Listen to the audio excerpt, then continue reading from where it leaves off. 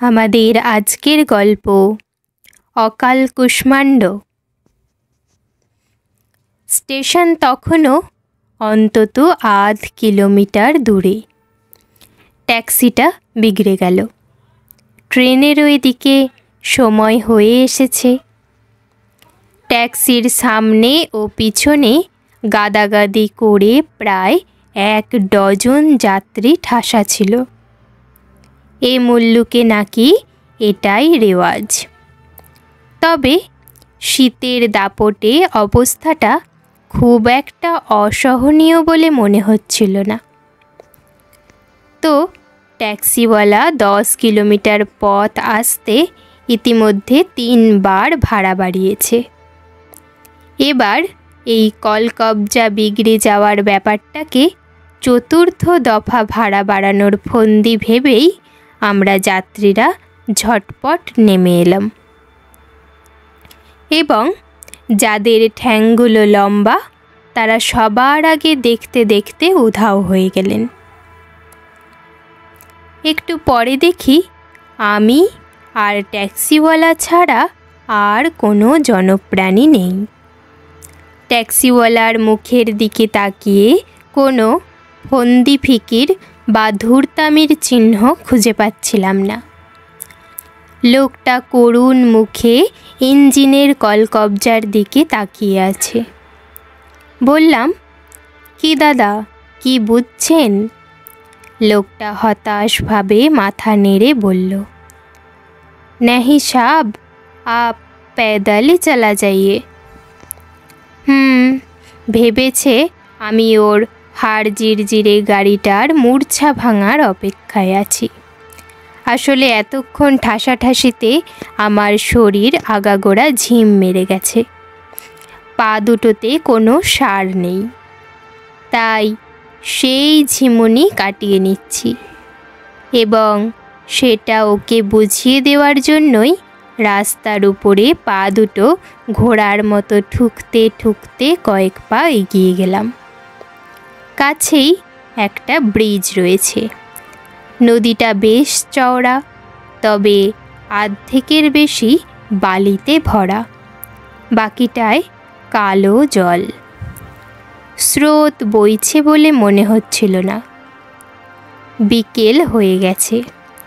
শীতের দিন ঝটপট ফুরিয়ে যায়। হিসেব করে দেখলাম ট্রেনের এখনও মিনিট 20 দেরি। স্বাভাবিক গতিতে হেঁটে গেলেও ট্রেন ধরা যাবে। সঙ্গে একটা কিট ব্যাগ ছাড়া আর কোনো বোঝাও নেই। তাছাড়া জায়গাটা কেন যেন খুব ভালো লাগছিল। একধারে ছোট বড় পাহাড়, তার উপত্যকা শীতের শস্যে সবুজ হয়ে আছে। অন্য ধারেও পাহাড় আছে, আর আছে ঝোপঝাড় আর মাঝে মাঝে ঘন জঙ্গল। সামনে ওই স্টেশনের কাছে যা একটা বসতি। তাছাড়া কাছাকাছি কোনো বসতির চিহ্ন চোখে পড়ছিল না। মনে হলো জায়গাটা ভ্রমণ বিলাসীদের পক্ষে মোটামুটি পছন্দসই। হঠাৎ আমার চোখ গেল ডাইনে নদীর পাড়ে জঙ্গলের দিকটায়। ঝোপের মধ্যে কি একটা যেন বসে আছে। বাঘ, ভাল্লুক নাকি বলা যায় না। এই জঙ্গলে জনহীন জায়গায় বিশেষ করে শীতকালে জন্তু জানোয়ার বেরিয়েও পড়তে পারে। ধূসর রঙের প্রাণীটি আমার দিকে পিঠ রেখে ওত পেতে আছে। একবার ভাবছি ট্যাক্সিওয়ালাকে ডেকে সাবধান করে দিই। আবার ভাবছি আমার ডাকাডাকি শুনে যদি দাঁত নখ বাগিয়ে তেড়ে আসে। অবশ্য রাস্তাটা যথেষ্ট উঁচু এবং আন্দাজ 150 মিটার দূরত্বে ওইটা রয়েছে। কিন্তু আমাকে হকচকিয়ে দিয়ে ওটা উঠে দাঁড়ালো।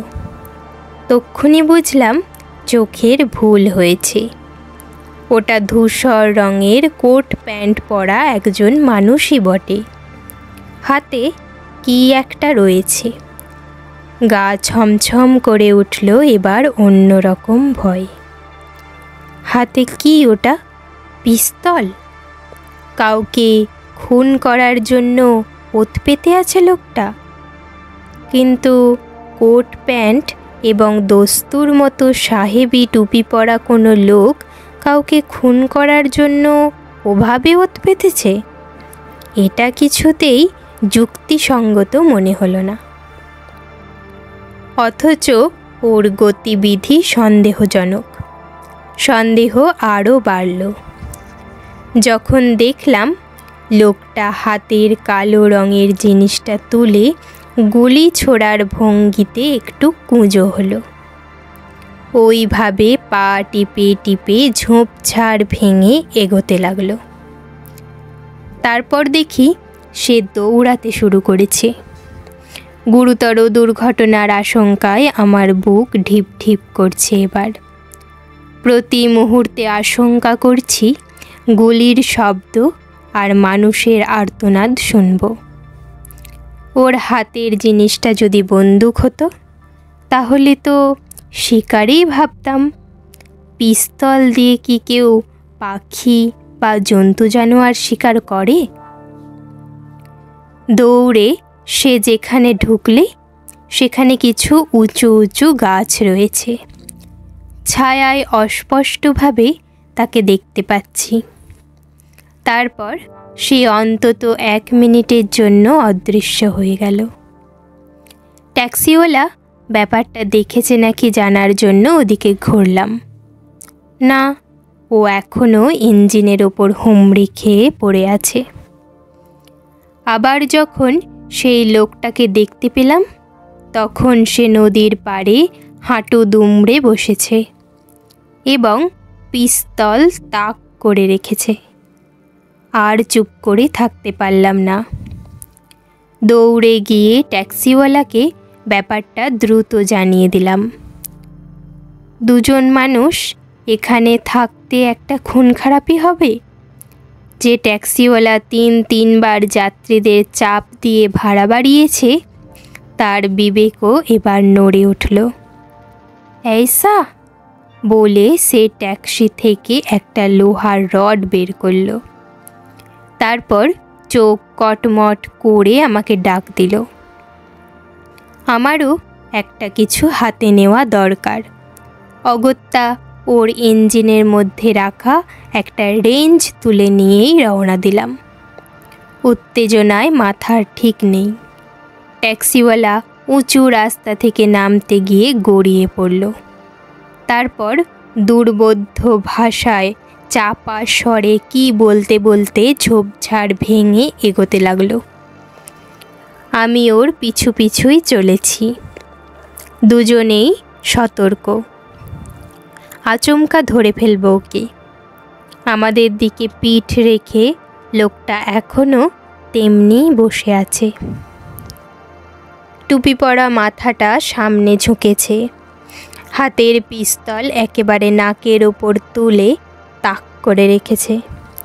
সম্ভবত হতভাগ্য মানুষটি, অর্থাৎ যাকে খুন করবে, সে নিচে নদীতে নিশ্চিন্তে কিছু করছে টরছে।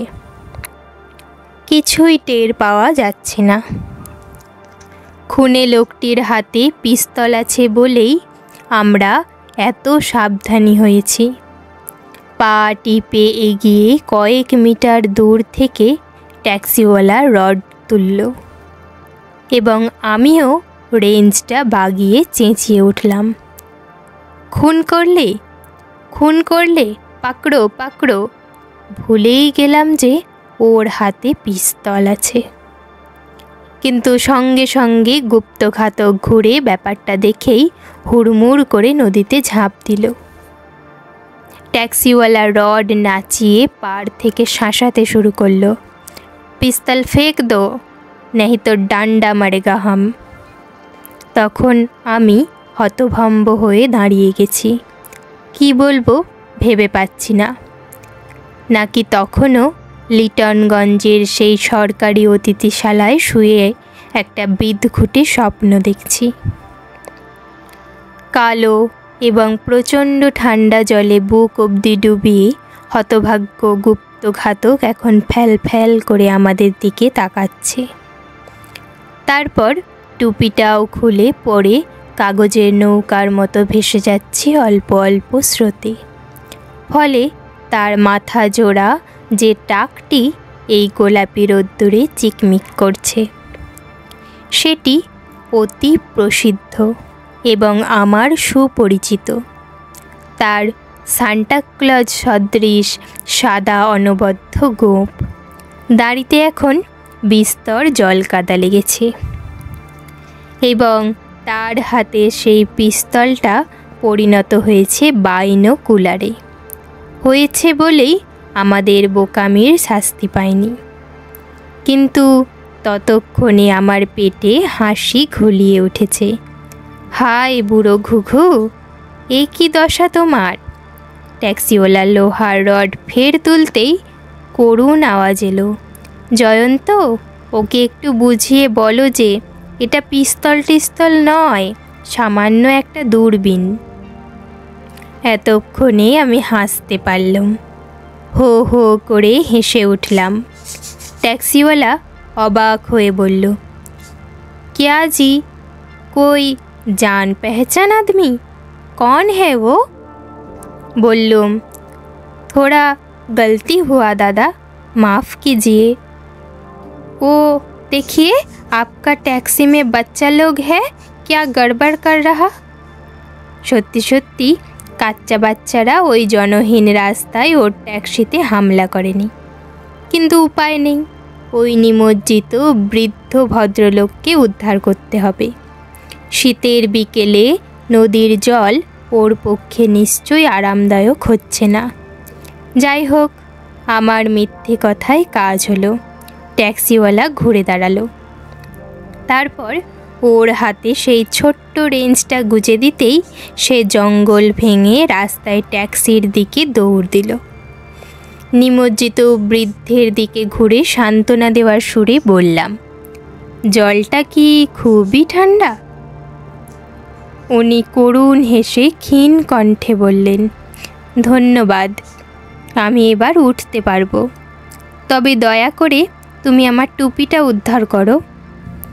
হাসতে হাসতে একটা গাছের ডাল ভেঙে ধীরে ধীরে ভাসমান টুপিটা উদ্ধার করে দেখি উনি পাড়ে উঠেছেন এবং কি আশ্চর্য, আবার চোখে বাইনোকুলার রেখে পা টিপে টিপে এগোচ্ছেন। ভিজে পোশাক থেকে জল ঝরছে সমানে, কিন্তু এতক্ষণে সব রহস্য আমার কাছে পরিষ্কার হয়ে গেছে। বিরক্ত হয়ে ওর প্রচলিত নাম বা বদনাম ধরে ডেকে ফেললাম, হাই ওল্ড ঘুঘু, নিমুনি হবে যে। উনি কান দিলেনই না। দৌড়ে গিয়ে ওর কাঁধ খামচে ধরলাম। তখন হতাশ ভঙ্গিতে ঘুরে দাঁড়ালেন। মাই ডিয়ার ইয়াং ম্যান, তুমি কি জানো কি সাংঘাতিক ক্ষতি করেছ আমার? অনেক কষ্টের পর বিরল প্রজাতির একটা উড ডাকের দেখা পেয়েছিলাম। আর কি তাকে খুঁজে পাবো? ওর কথায় এবার অনুতাপ জাগল। বললুম, এই ঘটনার জন্য আমি যথেষ্ট লজ্জিত এবং দুঃখিত। ক্ষমা করুন এবং চলুন, যেখানে উঠেছেন সেখানে গিয়ে পোশাক বদলাবেন। 1 মিনিট জয়ন্ত, আমি প্রজাপতি ধরা জালটা নিয়ে আসি। বলে উনি সামনের দিকে পা বাড়ালেন। সেদিকে তাকিয়ে দেখি গাছপালার ফাঁকে একটা কাঠের বেড়া দেখা যাচ্ছে। বুড়োটা দেখতে দেখতে কী কৌশলে সেই বেড়ার ফাঁক গলিয়ে অদৃশ্য হলেন। তখন ব্যাপারটা ভালো করে দেখার জন্য বেড়ার দিকে এগিয়ে গেলাম। একটা কৃষি ফার্ম বলে মনে হলো। নদীর ধারে চারপাশে পাহাড় আর জঙ্গলের মধ্যে কেউ চাষবাস করছে। অঢেল শীতের ফসল ফলে রয়েছে, তরিতরকারিও লাগানো আছে। বুড়ো এখন হামাগুড়ি দিয়ে কুমড়ো ক্ষেতের দিকে এগোচ্ছেন। দুর্লভ প্রজাতির কতকগুলি প্রজাপতি ওর জালে ধরা পড়েছে। কে জানে কতগুলো। তবে আমার চোখ পড়ল কুমড়োগুলোর দিকে। ওগুলো কি সত্যিই কুমড়ো না পাথর? চতুর্দিকে অজস্র ছোট বড় পাথর পড়ে আছে, অনেক রকম গড়ন, নানান রঙের। কিন্তু কুমড়ো ক্ষেতের ওগুলো মসৃণ নিটোল গড়ন আর সোনালি রং দেখেই বুঝতে পারলাম পাথর নয়। অতএব কুমড়ো ছাড়া আর কি। আমার বৃদ্ধ বন্ধু ওখানে হাঁটু মুড়ে সাবধানে জাল গোটাচ্ছিলেন। হঠাৎ কোত্থেকে বাজখাঁহো গলায় কে চেঁচিয়ে উঠল, এই এই! তারপর দেখি গমবোট পরা বেঁটে নাদুস নুদুস চেহারার এক ভদ্রলোক হাতে খুরপি নিয়ে দৌড়ে আসছেন। এই রে, এবার আর বুড়োকে বাঁচানো যাবে না। আমি বেড়ার ফাঁক গলিয়ে ঢোকার জন্য সাধ্য সাধনা করছি, তার মধ্যে শুনি উভয় পক্ষই হা হা হো হো করে হেসে উঠলেন। জয়ন্ত, চলে এসো, আলাপ করিয়ে দিই। ডাক শুনে বেড়া গলিয়ে ঢুকে পড়লাম। খামারের মালিক অবাক চোখে তাকিয়ে আছেন। বেড়ার ফাঁকটা বুঝি বেড়ে গেছে? সম্ভবত সেদিকেই নজর ওর। খামারের মালিকের পরিচয় পেয়ে আমি অবাক। ভদ্রলোক আসলে একজন কৃষি বিজ্ঞানী, নাম ডক্টর রঘুনাথ গিন্তিওয়ালা, সংক্ষেপে ডক্টর গিন্তি। অনেককাল পশ্চিমবঙ্গে ছিলেন, ভালো বাংলা বলেন। এই খামার তার ল্যাবরেটরি। গাছ গাছরা নিয়ে পরীক্ষা নিরীক্ষা করেন তিনি। তাছাড়া এক ঋতুর ফসল কিভাবে অন্য ঋতুতে ফলানো যায় তা নিয়েও মাথা ঘামান। আমার কৌতূহল ওর ফলানো কুমড়ো সম্পর্কে। প্রশ্ন শুনে হাসতে হাসতে বললেন, আপনারা বাঙালিরা কুমড়োর ছক্কা খেতে খুব ভালোবাসেন। ওদিকে লিটনগঞ্জের কলকারখানায় এলাকার অজস্র বাঙালি আছেন। বলতে পারেন তাদের মুখ চেয়েই আমি এই উৎকৃষ্ট জাতের কুমড়ো ফলিয়েছি। ওখানকার অফিস ক্যান্টিনগুলোতে তরিতরকারি যোগায় একটা এজেন্সি। তারা আমার ক্ষেতের কুমড়ো ট্রাক বোঝাই করে কিনে নিয়ে যায়। আপনার বন্ধু কর্নেল সাহেবকেই জিজ্ঞাসা করুন সত্যি না মিথ্যে। কর্নেল সাহেব অর্থাৎ বুড়ো ঘুঘু বলে পরিচিত কর্নেল নীলাদ্রি সরকার। এই খামার বাড়ির পাশের ঘর থেকে ভিজে পোশাক ছেড়ে ডক্টর গিন্তি বেঁটে পাজামা পাঞ্জাবি এবং একখানা আস্ত কম্বল জড়িয়ে এতক্ষণে এলেন। ফায়ার প্লেসের সামনে আমরা আরাম করে বসে বললাম, জয়ন্ত, ডক্টর গিন্তির ওই কুমড়োগুলো কিন্তু অকাল কুষ্মাণ্ড। ডক্টর গিন্তি হো হো করে হেসে উঠলেন। কি বললেন? অকাল কুষ্মাণ্ড? কর্নেল বললেন, তাছাড়া আর কি বলবো? সচরাচর কুমড়ো পরিণত আকার পেতে এবং পাকাপোক্ত হতে অনেক দিন লেগে যায়। আপনার এই কুমড়ো মাত্র 3 মাসেই প্রকাণ্ড হয়ে ওঠে, তাও ভেতরটা আবার লাল টুকটুকে। ডক্টর গিন্তি হঠাৎ গম্ভীর হয়ে গেলেন যেন। বললেন, না না, লাল বলা ঠিক নয়, হলদে। আপনি তো ভেতরটা দেখার সুযোগ পাননি এখনও, বরং কাল সকালে আপনার ফরেস্ট বাংলোয় খানিকটা পাঠিয়ে দেব। তখন বাধা দিয়ে কর্নেল বললেন, সরি, ভেতরটা তো কখনো দেখিনি, তবে যেন মনে হচ্ছে ভেতরটা লাল হওয়াই উচিত। কেন বলুন তো? বুঝলেন ডক্টর গিন্তি, আমার ইদানিং উদ্ভিদ বিজ্ঞানের দিকেও ঝোঁক চেপেছে। সেদিন একটা পত্রিকায় দেখছিলাম অবিকল এই জাতের কুমড়ো পলিনেশীয় দ্বীপপুঞ্জে ফলে। প্রশান্ত মহাসাগরের ওই সব দ্বীপে 200 বছর আগে কুমড়ো কি তা কেউ জানতই না। 1739 সালে বিখ্যাত অভিযাত্রী টমাস কুক প্রথম তাহিতি দ্বীপে বিলিতি কুমড়োর কিছু বীজ পুঁতে এসেছিলেন।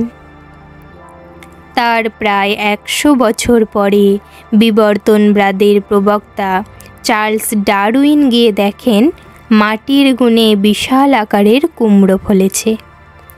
তো তখনও দ্বীপের লোকেরা ভয়ে কুমড়ো ছোঁয় না। ওখানকার একটা দ্বীপের নাম ইস্টার দ্বীপ। সেখানে লোকেরা যে পক্ষী দেবতার পুজো করে এ বুঝি তারই ডিম। বুঝুন অবস্থা। আমিও ডক্টর গিন্তি হেসে উঠলাম। এই সময় কফি এলো। আমরা আরাম করে কফিতে চুমুক দিলাম। কর্নেল বুড়ো কোনো ব্যাপারে একবার মুখ খুললে তো থামতেই চান না। আবার পলিনেশীয় দ্বীপপুঞ্জে ফিরেছেন। গতিক দেখে ডক্টর গিন্তি আমার দিকে চোখ ইশারা করে বললেন, এবারে জয়ন্তবাবুর ব্যাপারটা শোনা যাক। বলুন জয়ন্তবাবু, কি দেখে এলেন লিটনগঞ্জে? কর্নেল চিমটে অগ্নিকুণ্ড থেকে এক টুকরো অঙ্গার তুলে চুরুট ধরাতে ব্যস্ত হলেন। আমি বললাম, ব্যাপার সত্যিই সাংঘাতিক। হেভি ওয়াটার প্ল্যানের প্রায় অর্ধেকটা বিস্ফোরণ গুঁড়ো হয়ে গেছে। হেভি ওয়াটার প্ল্যান্টের প্রায় অর্ধেকটাই বিস্ফোরণে গুঁড়ো হয়ে গেছে। সরকারি গোয়েন্দারা এখনও তদন্ত করছেন। কয়েকজনকে গ্রেপ্তারও করা হয়েছে। কিন্তু আঁচ করা যাচ্ছে না যে অত কড়াকড়ি নিরাপত্তা ব্যবস্থা সত্ত্বেও কিভাবে এই অন্তর্ঘাত ঘটল। ডক্টর গিন্তি শিউরে উঠলেন। বলেন কি অন্তর্ঘাত? তাহলে ফিরে গিয়ে আপনাদের পত্রিকায় কড়া করে লিখবেন জয়ন্তবাবু।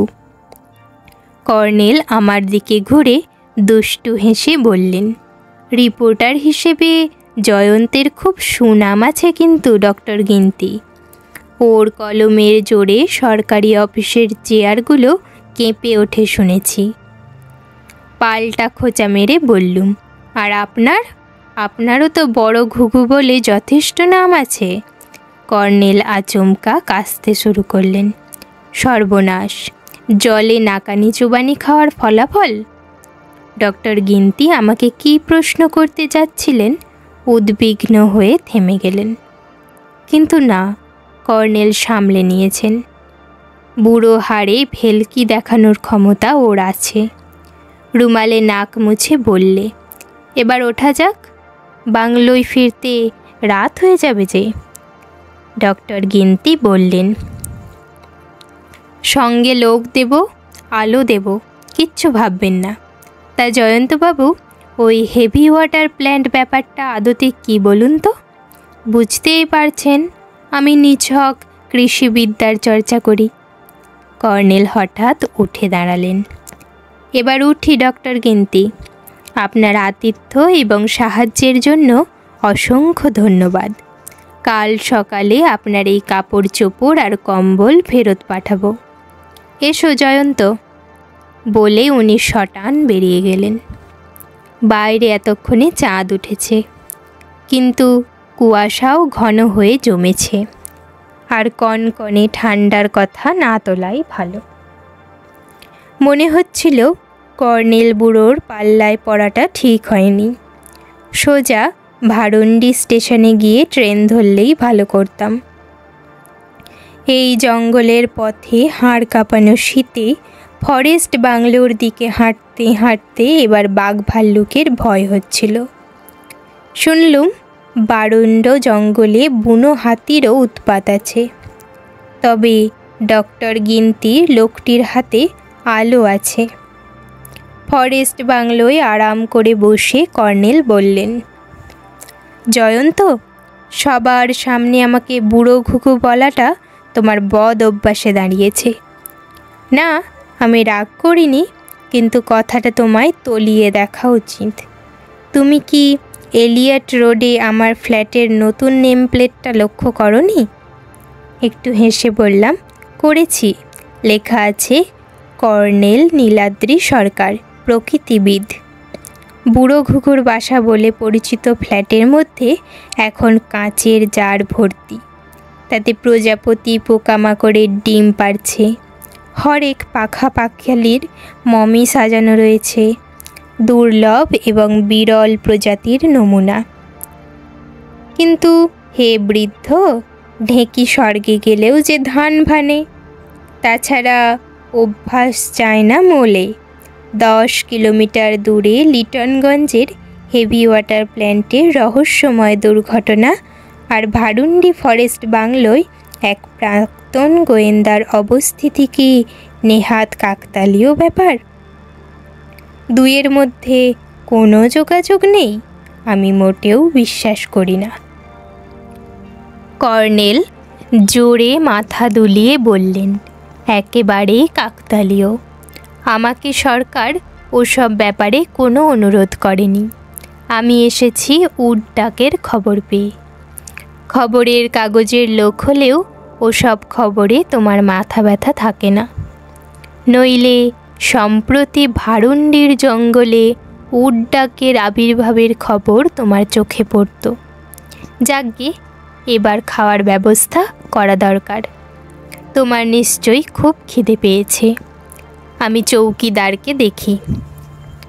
ততক্ষণ তুমি ফায়ার প্লেসের অগ্নিকুণ্ডটার দায়িত্ব নাও। কাঠ দিতে কিন্তু ভুলো না। উনি বেরিয়ে গেলেন। তারপর আমি বসে আছি তো আছি, আর ওর পাত্তা নেই।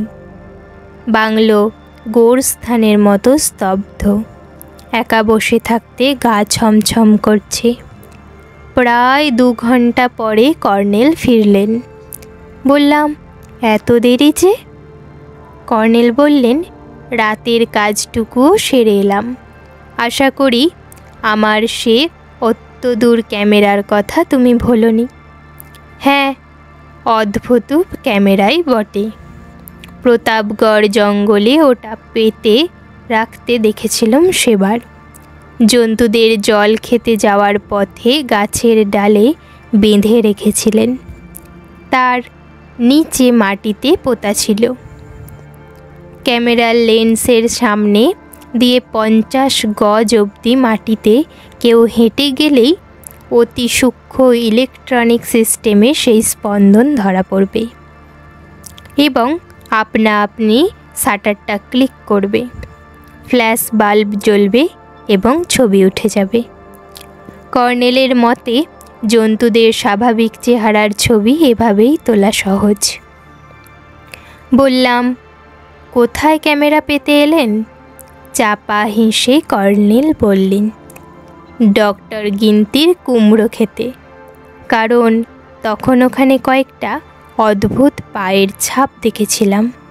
ওটা কী প্রাণী দেখা দরকার। বুড়োর বাতিকের কোনো তুলনা নেই। ও নিয়ে মাথা ঘামিয়ে লাভ নেই। এখন একমাত্র ভাবনা, সকাল হলেই আমাকে কেটে পড়তে হবে।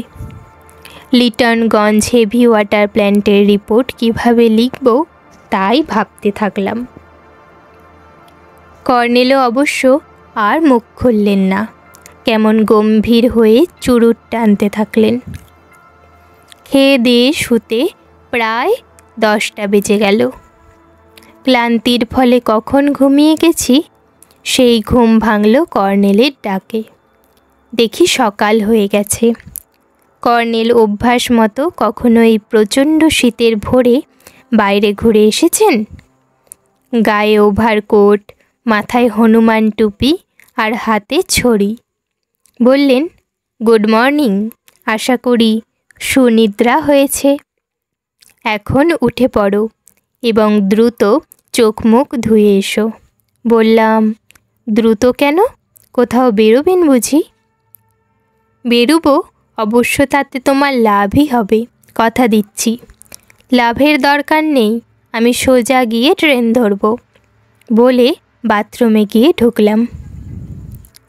কিছুক্ষণ পরে বেরিয়ে এসে দেখি কর্নেল বিছানায় গুচ্ছের ফটোর উপর হুমড়ি খেয়ে পড়ে আছেন। আমাকে দেখে বললেন, জয়ন্ত, আমার রাতের ফসল, দেখে নাও, তোমার চক্ষু চড়ক গাছ হয়ে যাবে। একটা ফটো তুলে নিয়ে সত্যি সত্যি চক্ষু চড়ক গাছ আমার। এ কী দৃশ্য! কুমড়ো খেতে একটা বিশাল কুমড়োর উপর ঝুঁকে ডক্টর গিন্তি কী যেন করছেন। এক হাতে খুদে টর্চ রয়েছে। বললাম, কি ব্যাপার? কর্নেল হাসলেন। ডক্টর গিন্তি নিশ্চয়ই রাত দুপুরে নিজের কুমড়ো নিজেই চুরি করছেন না। তাহলে কি করছেন? নিশ্চয়ই কোনো বৈজ্ঞানিক পরীক্ষা টরীক্ষা করছেন। ঠিক তাই, অসাধারণ ওর গবেষণা। কর্নেল তারিফ করে বললেন। খুব অধ্যাবসায়ী লোক ও বলবো। জয়ন্ত, যাগ্গে, সেই অদ্ভুত পায়ের ছাপের রহস্যই থেকে গেল। সম্ভবত জন্তুটা ওকে দেখে আর ওখানে পা বাড়ায়নি। চৌকিদার কফি দিয়ে গেল। কফি খাওয়ার পর কর্নেল ব্যস্ত হয়ে উঠলেন। জয়ন্ত, দেরি হয়ে যাচ্ছে বলে আমাকে আপত্তির সুযোগ না দিয়ে হাত ধরে টানতে টানতে বেরোলেন। কুয়াশার ফাঁকে হালকা রোদ ফুটেছে, কিন্তু ঠান্ডার কথা না বলাই ভালো। বাংলো থেকে উতরাই রাস্তায় আমরা নেমে গেলাম কিছু দূর। তারপর সমতলে আরও একটু এগিয়ে চমকে গেলাম। গাছপালার আড়ালে একটা জিপ দাঁড়িয়ে আছে। জিপে করে কারা যেন বসে আছে। কর্নেল তাদের দিকে হাত ইশারা করে আমার হাত ধরে হিড়হিড় করে টেনে ঝোপে ঢুকলেন। তারপর ফিসফিস করে বললেন, এবার হামাগুড়ি দিয়ে এগোতে হবে জয়ন্ত, একটু কষ্ট করো। কিন্তু ব্যাপারটা কি, সচক্ষে দেখবে, চলো। পাগলের পাল্লায় পড়া গেছে, উপায় কি? ঝোপ ঝাড় পাথরের আড়ালে এগোচ্ছি। ঠান্ডায় হাত পা জমে যাচ্ছে। গাড়ির ইঞ্জিনের শব্দ শুনছি। কতক্ষণ পরে কর্নেল একটু উঁচু হয়ে চোখে বাইনোকুলার রেখে বললেন, এসে গেছে, দেখবে নাকি জয়ন্ত? দেখোই না। বাইনোকুলারে চোখ রাখতেই ডক্টর গিন্তির খামার বাড়ির গেট নজরে পড়ল। একটা ট্রাক দাঁড়িয়ে আছে।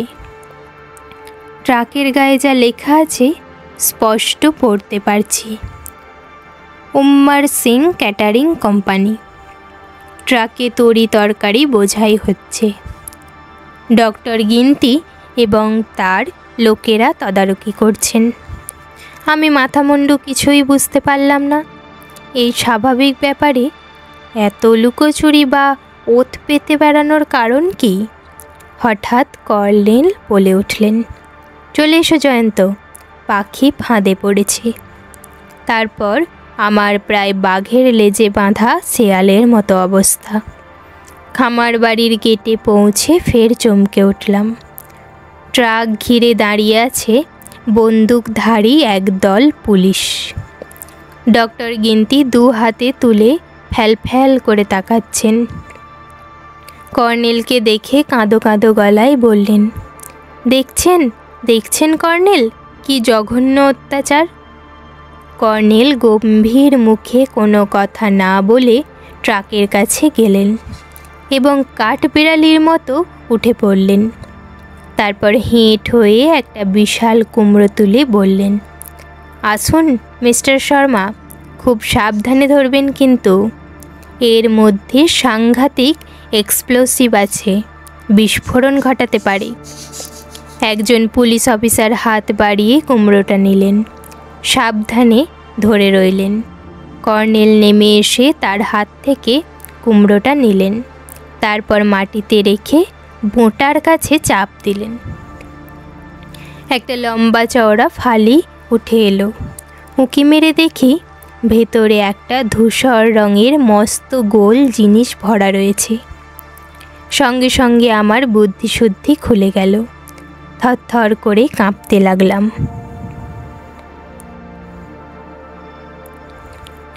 কর্নেল বললেন, তাহলে বুঝতে পারছো জয়ন্ত, তোমার কাজের জন্য কেমন একখানা স্টোরি পেয়ে গেলে। আশা করি এবারেও বুঝেছ যে লিটনগঞ্জের হেভি ওয়াটার প্ল্যান্টের দ্বিতীয় টাওয়ারটাকেও ধ্বংস করার ব্যবস্থা হচ্ছিল। ক্যান্টিনে এই বিশেষ চিহ্নিত কুমড়োটি যেত এবং সেখান থেকে পাচার হতো টাওয়ারের মধ্যে। যাকগে, আমার কাজ শেষ। বাকি যা কিছু মিস্টার শর্মার হাতে ছেড়ে দেওয়াই ভালো। এসো জয়ন্ত, আমরা বাংলোয় ফিরি। তোমার ট্রেন সেই 11টায়। ততক্ষণ তুমি এই অকাল কুষ্মাণ্ডের রহস্যময় কাহিনীর একটা খসড়া করে নিতে পারবে। তবে মনে রেখো, কুমড়ো রহস্য আমি দৈবাত টের পেয়েছিলাম প্রজাপতি ধরা জাল পাততে গিয়েই। আস্তে আস্তে শুনলাম পিছনে ডক্টর গিন্তি গর্জে বলছেন, নে মোখারাম, আমার পাঞ্জাবি পাজামা কম্বলটা পর্যন্ত এখনও ফেরত দিল না।